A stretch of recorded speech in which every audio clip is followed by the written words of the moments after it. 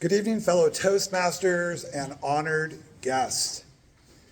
Have you ever taken a class so difficult that it made you question your major, your brain cells, or whether you accidentally walked into the wrong building? Welcome to organic chemistry. It was my junior year at Cal Poly Pomona, and the dreaded three-term OChem series loomed ahead. On day one, the lecture hall was filled, packed, over 120 students. By the end of the third term, there were only 12 of us left. 12. We didn't feel like students anymore. We were survivors. We should have gotten a t-shirt that said, "I survived organic chemistry, but all I got was this degree." Now here's the crazy part. I wasn't even a chemistry major. I was one of those oddballs who took chemistry voluntarily. But that's where I met him, the legend, the myth, the only professor I ever had who made aldehydes and ketones sound almost charming, Dr. Philip Beecham. Dr. Beecham had a unique gift. He can relate to students on a personal level, but never at the expense of being an effective instructor. He didn't try to be your buddy. He didn't come to class wearing a Hawaiian shirt saying, "Call me Phil." No, he was all business, but with heart. Unlike other professors who seem to vanish into their offices like witness protection agents, Dr. Beecham had an open door policy. And not just metaphorically, his door was always open. You can walk by, peek in, and there he was, smiling, always ready to help. Even if you weren't a chemistry major, and half of your questions began with, "This might be a dumb question, but..." He made us feel welcomed, respected, but more importantly, capable. And I was grateful for that, because trying to understand complex subjects like NMRs, that was a precarious journey.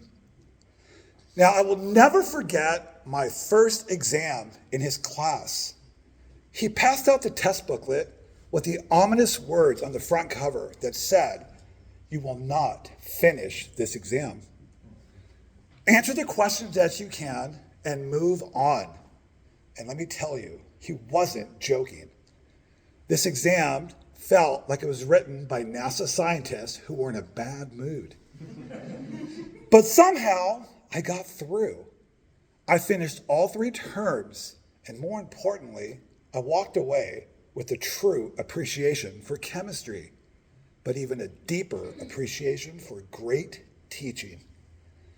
Fast forward a few years, and my life decided to play a little trick on me. I became a teacher, an instructor at a local college. And guess what I was asked to teach? Chemistry. Life said, "You thought taking organic chemistry was fun.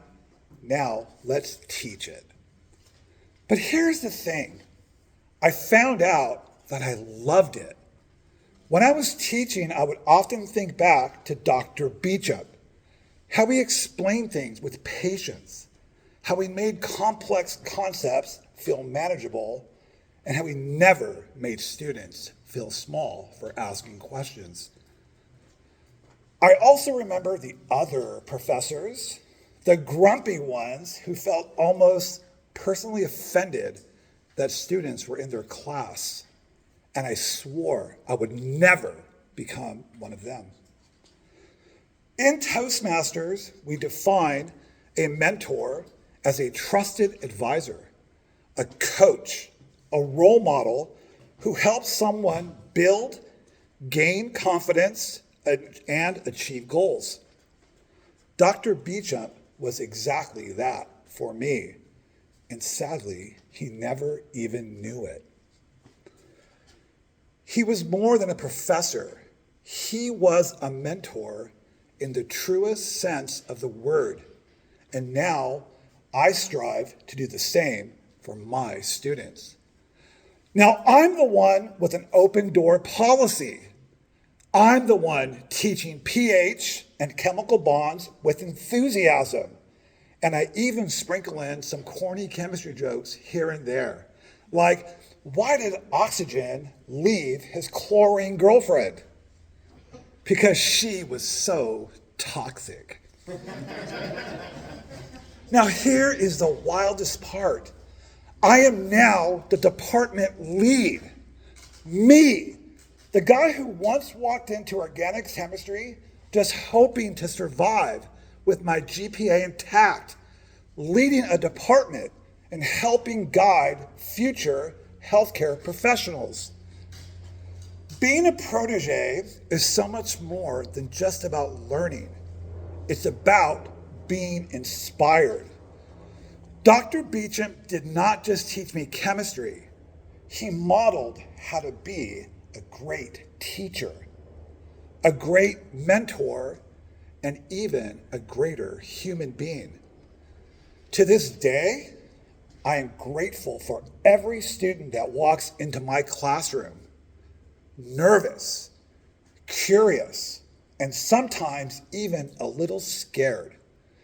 Because I get to be to them what Dr. Beecham was for me, a guide, a supporter, and maybe even a small reason why they don't give up.